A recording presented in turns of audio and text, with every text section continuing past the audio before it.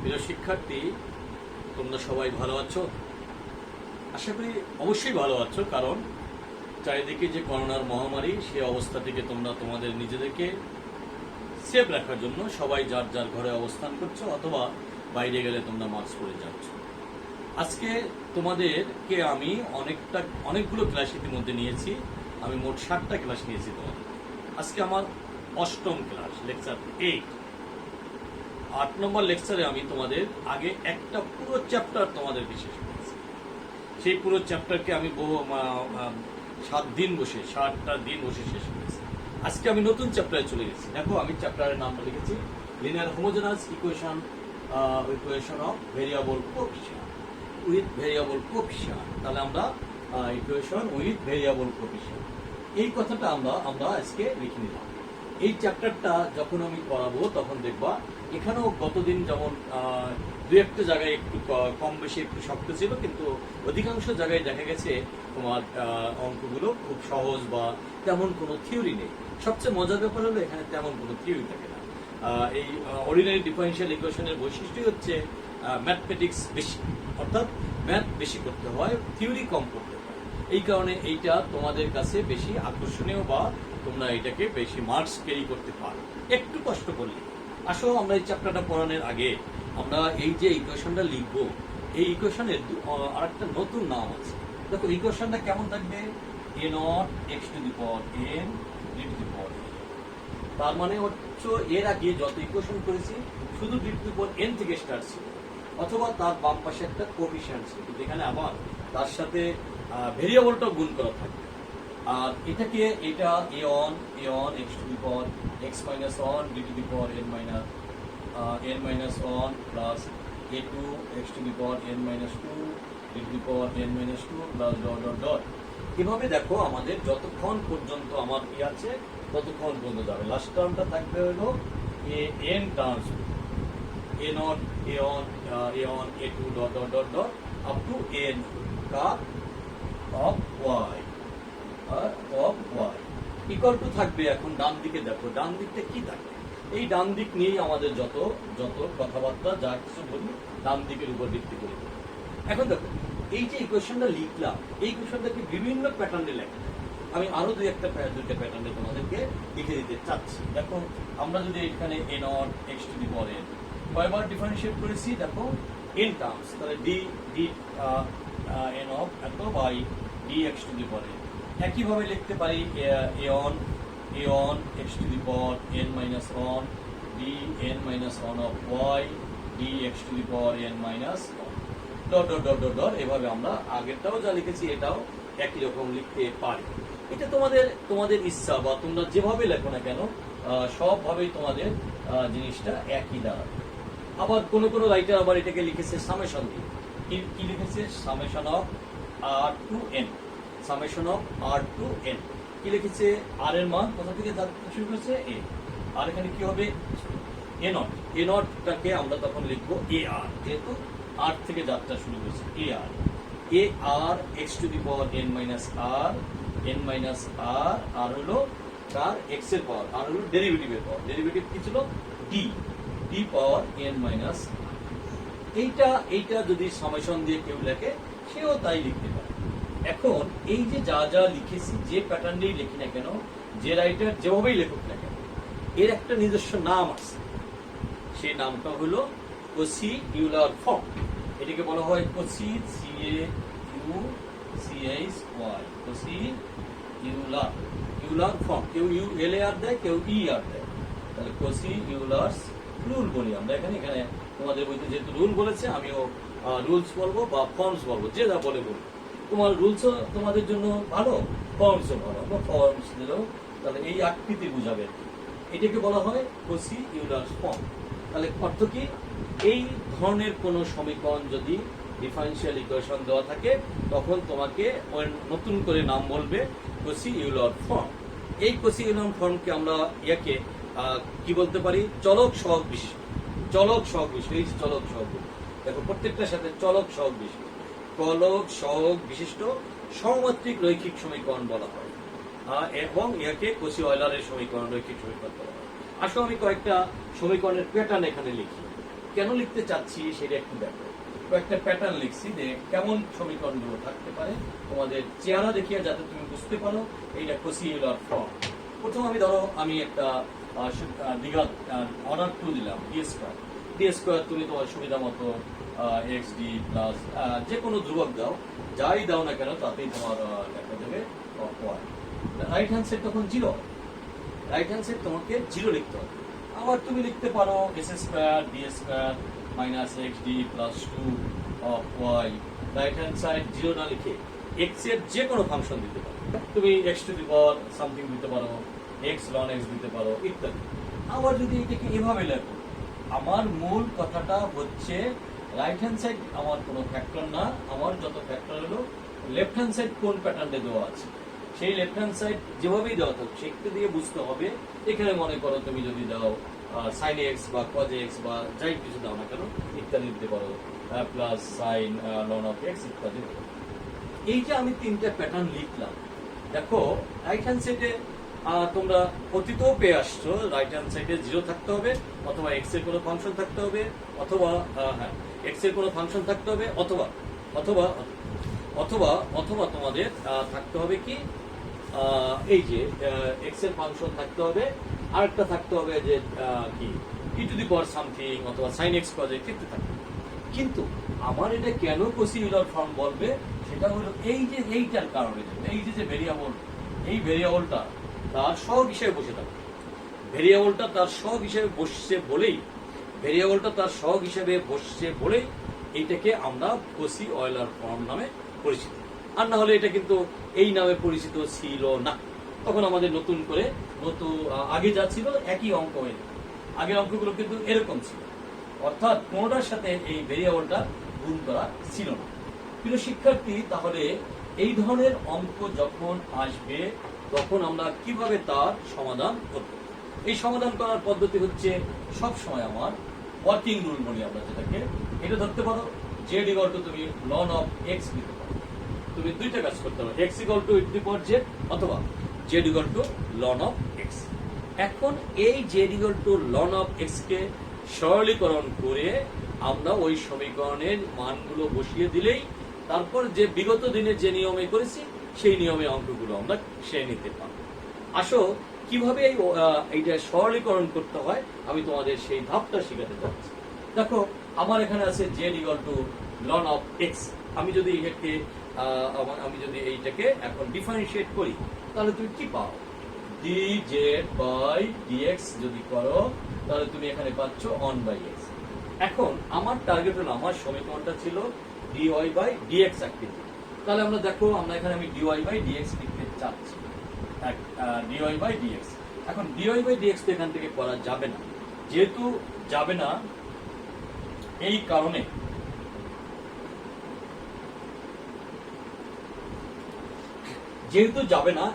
আমি কথা বলেছি যে আমি আমার কাজটা ঠিকই রাখতে গিয়ে দেখা গেছে যে আমার এখানে কি লিখতে হবে সেই লেখাটা একটু লিখে নেই। যদি আমি ওয়াই ছিল আমার না ডিওয়াই বাই ডিজেড লিখলাম, আর এই ডিজেডটা উপরে লিখলেন, নিচে যদি ডিএক্স লিখি তাহলে তুমি দেখো কাটাকাটি দিয়ে তোমার আগের যা আছে সেই কথাটা চলে আসে। প্রিয় শিক্ষার্থী, আমার একটা ধাপ প্রায় শেষ পর্যায়ে। এখন দেখো তুমি যদি এটাকে dy by DZ into 1/x লিখো তাহলে তুমি আশা করি এই ব্যাপারটা বুঝতে পারবে। তাহলে আমি দেখো তো একটু কাজ করি, x dy বাই dx সমান dd z অফ y। এখন আমরা এখানে একটা নতুন নোটেশন ব্যবহার করতে চাচ্ছি, তোমরা সবাই এই কথাটা একটু মনে রাখবা। dd z এর পরিবর্তে আমরা কি লিখতে চাচ্ছি, বাঁকা ডি। আমি একটু বলি কার্সিভ ডি অথবা বাঁকা ডি, তোমরা যেটা বলতে পারো সেই ডিটা এখানে ব্যবহার করতে চাচ্ছি। তাহলে দেখো x dy by dx equal to কি হলো, d অফ y। প্রিয় শিক্ষার্থী, আশা করি এইটুক তোমরা সবাই বুঝতে পেরেছো। কি করেছি যে x dy বাই dx সমান d অফ y, এই কাজটা সেরে নাও। এখন দেখো যদি আমি সেকেন্ড ডেরিভেটিভ করি d square y divided by dx square, তাহলে তোমাদের কি করতে হয় সেই কথাটা একটু দেখো। তাহলে তোমার লিখতে হয় d dx of dy by dx। তোমাকে লিখতে হয় dy বাই dx। এখন এই dy বাই dx এর পরিবর্তে আমরা আগে কি লিখেছিলাম দেখো তো, ddz x of dy by dx এর পরিবর্তে আমাদের ছিল dy by dz into 1 by x। এখন আমি এটিকে সেকেন্ড ডেরিভেটিভ যদি করে নিতে পারি, তাহলে এইভাবে থার্ড ডেরিভেটিভ যদি করতে পারি, তাহলে দেখা যাবে যতবার ডেরিভেটিভ করতে চাই না কেন ততবার তার মানগুলো নির্ণয় করা যাবে। এখন দেখো এই মানগুলো নির্ণয় করতে হলে একটাকে তুমি ধরো u, একটাকে ধরো তুমি v। তাহলে আমরা শিখে আসছি u differentiate v plus v differentiate u। তাহলে তুমি বলো 1 by x ddx of dy by dz, dy by dz। তাহলে তুমি কি পেলা, একটা পেয়ে গেল। আর একটা কি পাবা, একটাকে 1 বাই x কে ডিফারেন্সিয়েট করলে আমরা লিখে যাচ্ছি dy বাই dz। প্রিয় শিক্ষার্থী, আশা করি এইটুকু তোমরা অবশ্যই বুঝতে পেরেছো। এর পরের ধাপটা একটু চলে যাই, দেখো একটু তাকাও। আমরা যদি এখন এটাকে সেকেন্ড ডেরিভেটিভটাকে পুরোটা করে ফেলি, তাহলে আমরা কি লিখতে পারি। আমাদের এখন লিখতে হবে 1 by x ddz, 1 by x ddz। তাহলে dz যদি আমি যখন লিখব তখন আমার কি লিখতে হয়, তোমাদের সবাই এই কথাটা জানা আছে। কি লিখতে হবে উপরে লিখতে হবে dy by dz, sorry dy by dz। এটাকে আমি উল্টে মানে অর্থাৎ x এর সাপেক্ষে আমি তৈরি করে নিতে চাচ্ছি। x এর সাপেক্ষে যখন তৈরি করব তখন আমাদের কি কাজটা করতে হবে সেই কাজটা একটু দেখো। তাহলে আমরা এই যে জায়গাটা একটু দেখো, আমি কি লিখেছি dy বাই dz ইন্টু যে কাজটা আমি ওখানে লিখেছি সেই কাজটা তোমরা সবাই একটু ভালো করে লক্ষ্য করো। আমার এখানে দেখো ঠিক আছে কিনা, ddx of dy by dz। তাহলে এইটুক যদি ঠিক থাকে তাহলে পরের স্টেপে আমাদের কারো কোনো ভুল হওয়ার কথা না। আমি এখন কি লিখতে চাচ্ছি একবারে, এইটাকে যদি এভাবে লিখি তাহলে দেখো d square y divided by ds square. আমি যদি এভাবে লিখি d square y divided by ds square. এখন এই ক্ষেত্রে আমাদের একটু তোমাদের জন্য একটু কথা আছে, এত দূর তুমি না পারলে আমি একটু তোমাদের পার্ট লিখে দিতে চাচ্ছি। দেখো আমি এখানে লিখতে চাচ্ছি, আমি তোমাদের একটু বেশি লিখে যাচ্ছি, কারণ তোমরা যাতে কখনোই ভুল না করো। বই যেভাবে লিখেছে তার থেকে আমি একটু বেশি লিখে যাচ্ছি। দেখো আমি লিখছি dy বাই dz। দেখো তোমরা একবার আমার কথাটা দেখতে পাইলেই সবটুকু হয়ে যাবে। আর dz বাই dx, দেখো তো কথাটা হয় কি। এইটুকের পরিবর্তে আমি ddz লিখছি, এই জেডটাকে আবার ডান দিকে গুণ করেছি, যা নিচে ভাগ করেছি তা দিয়ে গুণ করেছি তোমাদের বুঝানোর স্বার্থে, তোমরা যাতে সহজে বুঝতে পারো সেই কারণে। এখন দেখো 1 বাই x, আর এটাকে লেখা যায় d square y divided by dz square, আর dz বাই dx মানে হচ্ছে আমাদের 1 বাই x। এটুকু। আর এখানে আমার ছিল, দেখো আমি তোমাদের একটু বেশি লিখেছি, তোমাদের বইয়ে একবারে দেখবা করে দিয়েছি। তোমরা বোঝাটাই তোমাদের বোঝানোটাই হলো আমার আসল। সেই কারণে আমি একবার দুবার বেশি লিখলেও তোমাদের কিছু অসুবিধা নেই। দেখো এই পর্যন্ত আমি পেলাম, আমি এখানে একটু দাগ দিয়ে দেই, এই পর্যন্ত পেলাম। তোমরা সবাই এর পরের লাইনটা যদি এভাবে লেখো, তোমরা সবাই এভাবে যদি লেখো যে s স্কয়ার আর একটা লাইন লিখে দেই 1 by s square d square y divided by dz square minus dy by dz। আশা করি এইটুক তোমরা বুঝতে পেরেছো। দেখো তাহলে s স্কয়ার দ্বারা যদি এখানে গুণ করি, s square d square y divided by ds square সমান আমি পেলাম d square y divided by dz square minus dy by dz। দেখো এটা কি স্কয়ার ডাবল ডেরিভেটিভ, তাহলে কি আমি লিখতে পারি এটার পরিবর্তে আমরা লিখতে পারি দেখো d square y divided minus d of y। তাহলে আমি এখানে কমন নিতে পারি d into d minus 1 of sorry এটা d না, একটু বাঁকা d, কার্সিভ d, নাহলে তোমরা মিলেই ফেলবা d into d minus 1 of y।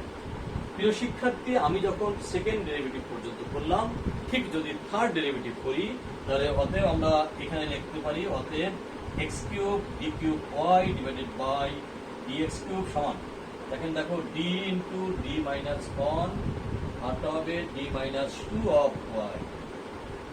যদি এভাবে n টার্মস পর্যন্ত ডিফারেন্সিয়েট করি তাহলে আমরা অনায়াসে এই অঙ্কগুলো করে নিতে পারি। প্রিয় শিক্ষার্থী, তাহলে ওয়ার্কিং রুলটা আমরা কি করলাম, যে আমরা একটা জেড ইকুয়াল টু ধরে নিয়েছি লন অফ এক্স, তাকে কি করেছি, প্রথম ডিফারেন্সিয়েট করেছি। ডিফারেন্সিয়েট করে আমরা একবার, দুবার, তিনবার পর্যন্ত করতে করতে করতে করতে সামনের দিকে গিয়ে একটা ফর্মে তৈরি করে নিয়েছি। এই জিনিসগুলো যখন কোনো ইকুয়েশন দেওয়া থাকবে সেই ইকুয়েশনে বসিয়ে তারপর পূর্বের নিয়মে, আমরা পূর্বে যেভাবে নিয়মে সমাধান করেছিলাম সেইভাবে সমাধান করতে হবে। তাহলে এখন আমি তোমাদের একটা অঙ্ক দিয়ে ব্যাপারটা বোঝাতে চেষ্টা করি, দেখো তোমরা বুঝতে পারো কি না। আসো, প্রথমে আমি তোমাদেরকে একটা ছোট্ট একটা অঙ্ক দিতে চাচ্ছি। ছোট্ট অঙ্ক মানে অর্থ হলো সেকেন্ড অর্ডার। তাহলে x square D square minus, আমি যদি একেবারেই ছোট দিই, তোমরা তোমাদের সুবিধা মতো যে কোনো কিছু নিতে পারো, 6xd। আর ধরো এরপরে আমি একটা ধ্রুব সংখ্যা দিয়ে দিলাম প্লাস 6 অফ ওয়াই।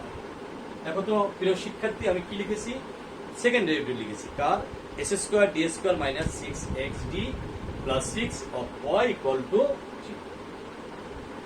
আমি ওয়ার্কিং রুল এইমাত্র যা শিখালাম, এখানে আমি অবিকল একই জিনিস তোমাদের লিখে নিতে চাচ্ছি এই অঙ্কটায়, কারণ তোমাদেরকে আরো একটু এক্সপার্ট বা স্মার্ট করার জন্য। কারণ তোমরা যদি এক্সপার্ট হয়ে যাও তাহলে তোমরা যে কোনো অঙ্ক করতে পারবা। এখন তুমি ধরো লেখো লেট, আমরা দুইটা কাজ করেছিলাম, এক্স ইকুয়াল টু একটা কাজই কিন্তু দুই ভাবে লিখেছিলাম, e to the power Z অথবা Z equal to ln of x.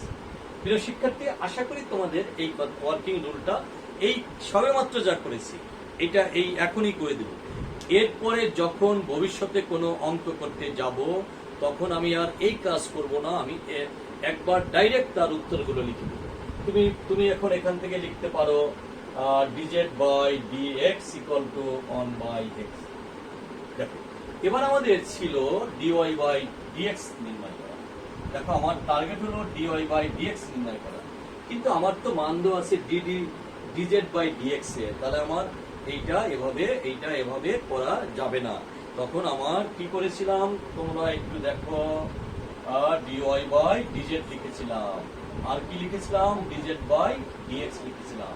তোমাদের এই কথাটা যদি মনে থাকে তাহলে তোমরা যে কোনো অঙ্ক যে কোনো ভাবে যেভাবেই দিই না কেন সেই অঙ্কগুলো সবাই করে নিতে পারবে।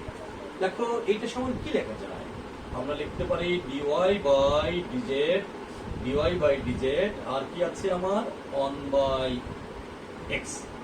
তাহলে একটু গুণ করে নাও, তাহলে তুমি এখানে লেখো x dy by dx equal to dy by dz।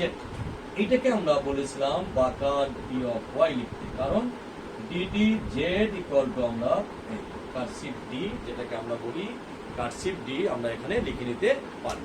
দেখো একবার ডিফারেন্সিয়েট করলে এরকম যদি হয়, আমি এখন এটাকে দুবার ডিফারেন্সিয়েট করতে চাচ্ছি। দুবার ডিফারেন্সিয়েট করা মানে হলো d square y divided by dx square, কারণ আমার দুবার পর্যন্ত আছে। তাহলে আমার লিখতে হবে d d x of d y by dx, d d x of d y by dx. যখন আমি দুবার করব তখন আমার এই কথাটা লিখে নিতে হয়।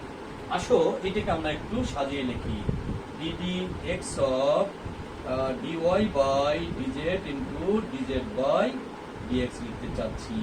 তোমাদের যদি কোনো সমস্যা না থাকে তাহলে দেখো আমি শুধুমাত্র প্যাটার্ন চেঞ্জ করে প্যাটার্নটাকে একটু সাজিয়ে লিখলাম, আর কোনো কাজ আমি এখানে করি নাই। দেখো যদি আমি এটা লিখি তাহলে এখান থেকে আমাদের কি আসছে, আমার এখানে আসছে ddx of dy by dz into 1 by x। এখন এখানে আমি ইউবির সূত্র লিখতে পারি, আমি সেই ইউবির সূত্রটা তোমাদের লিখে দিতে চাচ্ছি। দেখো আমি তাহলে একটু মুছে দেই, তোমার এখান থেকে এই পর্যন্ত ডান দিকেরটা থাক। দেখো ইউবির সূত্র যদি আমি লিখি, এটা কি ছিল, d square y divided by d s square. দেখো আমি তোমাদের ইউবির সূত্র লিখতে চাচ্ছি, u differentiate v plus v differentiate you.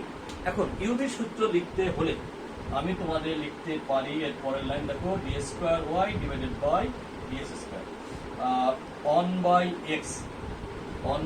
X d x of dy by z on by x x of এত প্লাস আমরা লিখতে পারি প্লাস মানে একবার আমি লিখে দিই যারা এক্স এর পাওয়ার এখান থেকে মাইনাস, তাহলে মাইনাস এস স্কোয়ার আর হলো কি থাকে dy বাই dz।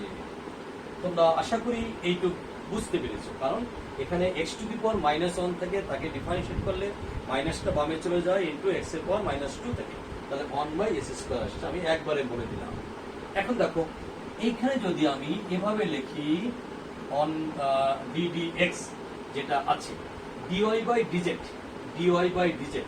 আমি এখানে লিখতে চাচ্ছি এটাকে চেঞ্জ করে। কি চেঞ্জ করে লিখবো? সবসময় আমরা এই কথাটা তোমাদের মনে থাকতে হবে, একটু চেঞ্জ করে লিখতে চাচ্ছি dz, তাহলে এখানে কি হবে dz বাই, দেখো আমি এটাকে চেঞ্জ করে লিখতে চাচ্ছি dy বাই dz। একটু তাকাও, আমি এখানে লিখতে চাচ্ছি কি আমি এখানে তোমাদের লিখাতে চাচ্ছি dy বাই dz আকৃতি, কারণ এইটা না পারলে তুমি একবারে পারবে না, কারণ তুমি একবারে লেখো না, তুমি একটু পার্ট লেখো। আর পার্ট লেখাটাই হলো আমাদের জন্য সবচেয়ে ভালো জিনিস, না হলে তোমাদের অনেকেরই এই জিনিসগুলো ভুল হয়ে যায়। তো ভুল যখন হয়ে যায় তখন তোমরা বিপদে পড়ে যাও। দেখো তো তোমরা, আমি একটু লিখে নিই তোমাদের dy বাই dz, আমি এখানে dz লিখেছি, তাহলে এখানে dz বাই dx লিখলে আমাদের হয়ে যায়। দেখো তো প্রিয় শিক্ষার্থী, আমি কি করেছি, আমি একটা ছোট্ট কাজ করেছি, এই প্যাটার্নটা চেঞ্জ করে দিয়েছি, কারণ জেড এর সাপেক্ষে না দিলে আমার মানটা পড়া যাবে না। আমি ddz লিখেছি, যা লিখেছি তা দিয়ে আবার গুণ করেছি, যা দিয়ে ভাগ করেছি তা দিয়ে আবার গুণ করেছি। এখন দেখো তুমি এটা আর এখানে যা আছে তা বসিয়ে দাও, এটা যা আছে তা তুমি বসিয়ে দাও, এটার কোনো কাজ নেই। দেখো তুমি লিখতে পারো one by x D square Y divided by, এখানে ডাবল হয়ে গেল কেন, আর divided by D square Y divided by DZ square, আর DZ by DX equal to ছিল তোমাদের one by X DY by DZ. দেখো এইটুক সমান তুমি এখন লিখতে পারো X square D square Y divided by DS square equal to D square Y, একবারে করেছি কিন্তু এক্স এই পাশে নিয়ে আসছি, তাহলে কি হলো d square Y divided by DZ square minus d y by d z. তুমি তাহলে লিখতে পারো ডি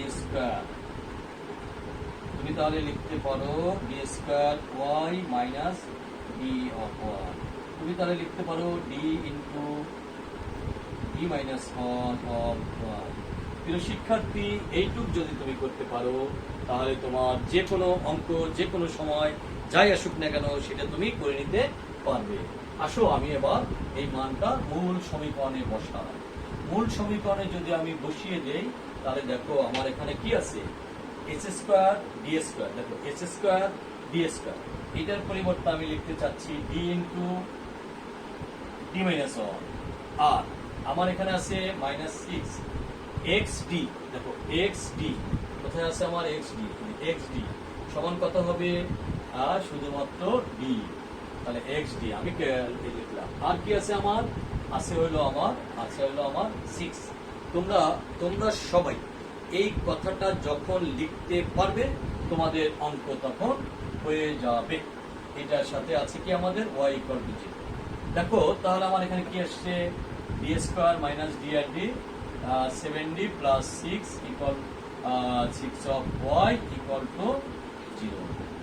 আশা করি এই পর্যন্ত তোমাদের কারো কোনো প্রশ্ন নেই। আমরা এই প্রশ্নমালার জন্য নতুন কাজই হচ্ছে এরপরে আমরা সবাই এটাকে আমরা কমপ্লিমেন্টারি ফাংশন তৈরি করতে হলে কি করতে হয় সেই কথাটা জানি। কিভাবে জানি? y equal two E to the power mz ধরি। আমরা কি লিখি? y equal two E to the power mz। আমরা ই টু দি পাওয়ার mz লিখি, মনে আছে তো সবাই? তাহলে কি লিখি? dy by dz equal to m into e to the power mz d square y divided by dz square equal to m square e to the power mz। এই কাজটা। তাহলে এখন দেখো অক্সিলারি ইকুয়েশন তোমার কি হবে? অক্সিলারি ইকুয়েশন হবে m square তাহলে m square minus 7x plus 6 equal to 0, যখন e to the power mz not equal to 0। প্রিয় শিক্ষার্থী, আশা করি তোমরা কেউ এইটা বুঝতে কারো কোনো সমস্যা থাকার কথা নয়। যদি সমস্যা না থাকে, দেখো মিডল টার্ম ব্রেক করলে তুমি পাও 6m minus m plus 6 equal to 0। তাহলে তুমি দেখো m কমন নাও, m মাইনাস 6 মাইনাস 1 কমন নাও, m মাইনাস 6 ইকুয়াল টু 0। তাহলে তোমার অঙ্ক আসছে m minus 1 m minus 6 equal to 0। তাহলে m ইকুয়াল টু 1 এবং 6। প্রিয় শিক্ষার্থী, আমাদের একটা ধাপ শেষ হয়ে গেল, কারণ আমরা m এর মানগুলো নির্ণয় করতে পারলাম। যখন আমাদের m এর মানগুলো নির্ণয় করতে পারি, তখন আমাদের কি কাজ করি? আমরা তখন কমপ্লিমেন্টারি ফাংশন লিখি। কমপ্লিমেন্টারি ফাংশন লেখা তোমরা সবাই জানো, তোমরা কমপ্লিমেন্টারি ফাংশন জানো। এখানে এখন যেহেতু right hand side 0, complimentary function যেটা, সেটি হচ্ছে আমাদের জেনারেল সলিউশন। তাহলে আমাদের জেনারেল সলিউশন হয়ে যাবে। এটা আমরা একটু তোমাদের মতো করে লিখে নিচ্ছি। দেখো, না হলে কিন্তু রাইট হ্যান্ড সাইড যদি x0 না থেকে অন্য কোনো কিছু থাকতো, তাহলে অবশ্যই আমরা সেই জায়গাটায় কি করতাম? আমরা আবার পার্টিকুলার ইন্টিগ্রাল বের করতাম, ইত্যাদি অনেক কিছু কাজ করা লাগতো। এখন আমার ডাইরেক্ট জেনারেল সলিউশন চলে আসছে, কারণ আমার আর এখানে নতুন করে কিছু নেই। দেখো, এই general solution y equal to কি হবে? c one e to the power x, তাহলে e to the power mx, m এর মান কত? অন, তাহলে e টু দি পাওয়ার এখন আসছে কত? z plus c2 e to the power কত আসছে? আসবে হলো 6z। এখন তুমি একটু এটাকে z এর মানটাকে আমরা অন্যভাবে লিখতে পারি। e to the power z equal to আমরা ধরেছিলাম x, তাহলে এখানে লিখতে পারি x প্লাস c2 x এর পাওয়ার 6। প্রিয় শিক্ষার্থী, দেখো আমাদের তাহলে একটা অঙ্ক হয়ে গেল। আমরা অনায়াসে একটা অঙ্ক করে ফেলতে পারবো। আমরা কি করছি? সেকেন্ড অর্ডারের একটা অঙ্ক করেছি। আমরা যদি একটি থার্ড অর্ডারের অঙ্ক করি, তাহলে আমরা সেখান থেকে আরো সুন্দর করে অঙ্কটা করে নিতে পারবো। আসো আমরা একটা থার্ড অর্ডারের অঙ্ক করি। এবার আমাদের ওয়ার্কিং রুল করা লাগবে না, অঙ্ক করতে আমাদের সময় লাগবে অনেক কম। তুমি দেখো, এখানে তোমার যদি এই প্যাটার্নে দেওয়া থাকে, তুমি দেখো তোমার এক এক সময় এক এক প্যাটার্নে দেওয়া থাকে। তোমাকে জানতে হবে জিনিসটা কি, তাহলে তুমি কিন্তু পারবে, না হলে তুমি কখনোই এই অঙ্ক করতে পারবে না। দেখো, 3s² ডিভাইডেড বাই ds², আমি যে সমীকরণটা দিয়েছি তোমরা একটু দেখো, -2x dy by dx plus y equal to 0। দেখো, এরকম যদি একটা অঙ্ক আমি দেই, তার অসুবিধা নাই, তুমি তোমার সুবিধা মতো তোমার যে অঙ্ক, অর্থাৎ আগে দিলাম অর্ডার 2, এবার দিলাম অর্ডার 3। দেখো, x ইকুয়াল টু এখন একই অঙ্ক, x equal to e to the power z অথবা z equal to ln of x। এরকম যদি হয়, তাহলে আমাদের শুধুমাত্র তিনটা জিনিস লিখতে চাচ্ছি। আমরা এর আগে লিখেছিলাম x dy by dx equal to, আমরা যখন s² লিখেছিলাম d² ডিভাইডেড বাই ds², তখন ছিল d into d minus 1 of y।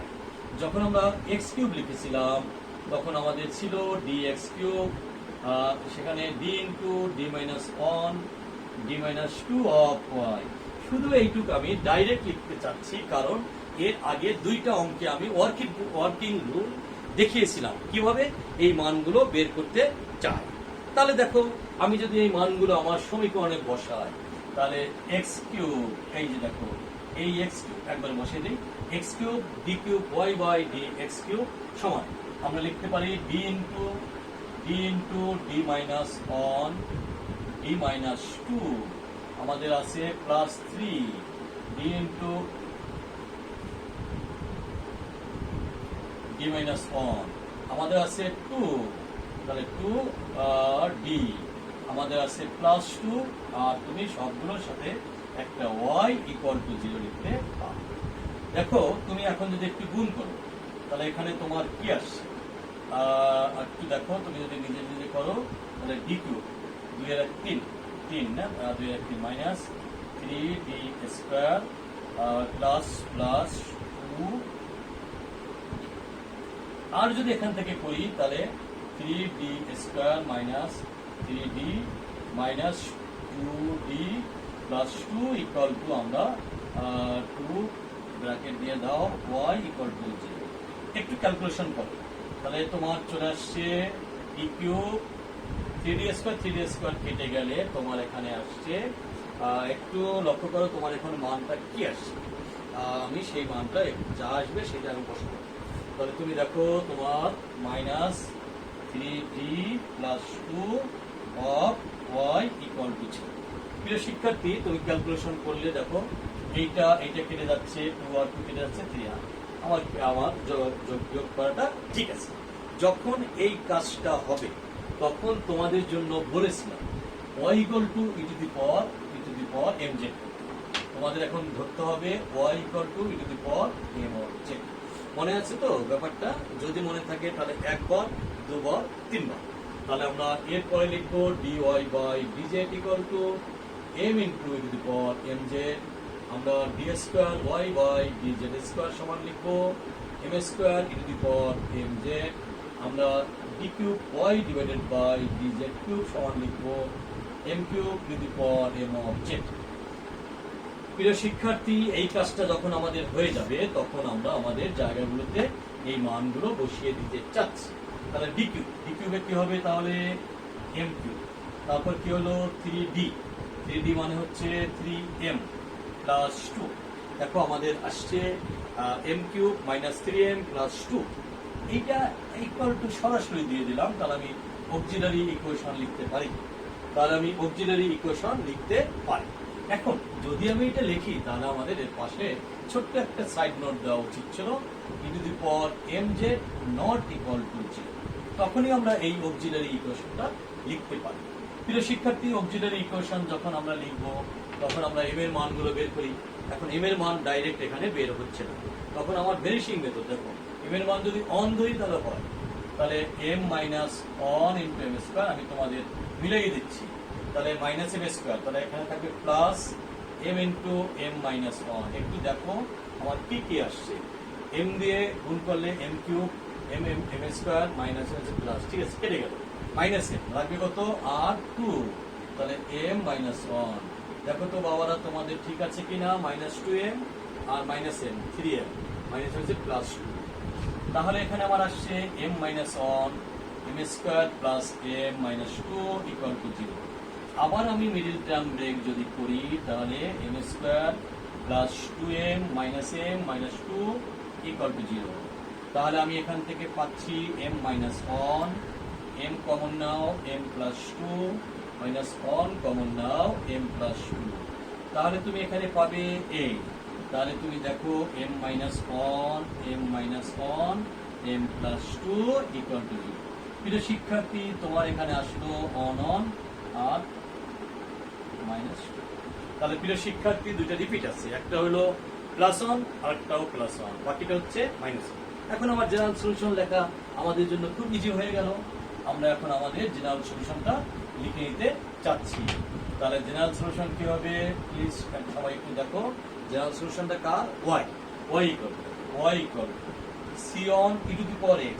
তাহলে e to the power x মানে x বা z যাই বলো না কেন, তাহলে e to the power on z mz, তাহলে on z e to the power z plus এইখানে আমরা যেহেতু একবার রিপিট হয়ে যাচ্ছে তাহলে আমরা কি করি, অবশ্যই একটা z লিখে নিব, z c2 e to the power z plus c3 e to the power minus 2z। প্রিয় শিক্ষার্থী, আশা করি তোমাদের কারো কোনো এ ব্যাপারে কোনো প্রশ্ন থাকা উচিত নয়। এখন তুমি জেডটাকে তুমি এক্স এ রূপান্তর করো, তাহলে তোমার কাজ শেষ হয়ে যাবে।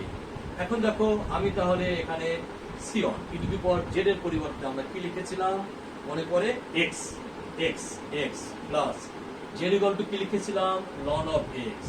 আর এখানে আসবে কি আমার সি2, তাহলে c2 ln of x আর e to the power x এর পরিবর্তে x, c2 আমি একটু সরিয়ে লিখি, c2 x ln of x plus c3। দেখো e to the power z equal to যদি x হয় তাহলে নিচে চলে যায় s স্কয়ার, তাহলে আমরা c3 অন বাই বা c3 divided by s square. প্রিয় শিক্ষার্থী, তোমরা যদি একটু লক্ষ্য করো তাহলে তোমরা এই জায়গা থেকে ইচ্ছা করলে এরকম একটু লিখতে পারো কমন নিয়ে। এটা বেশি বাচ্চাদের ব্যাপার, তোমরা নিলেও নিতে পারো, না নিলেও নিতে পারো। তাহলে দেখো আমাদের একটা আমরা সেকেন্ড অর্ডারের একটা ডিফারেন্সিয়াল ইকুয়েশন আমরা সমাধান করেছি এবং থার্ড অর্ডারের একটা ডিফারেন্সিয়াল ইকুয়েশন সমাধান করেছি।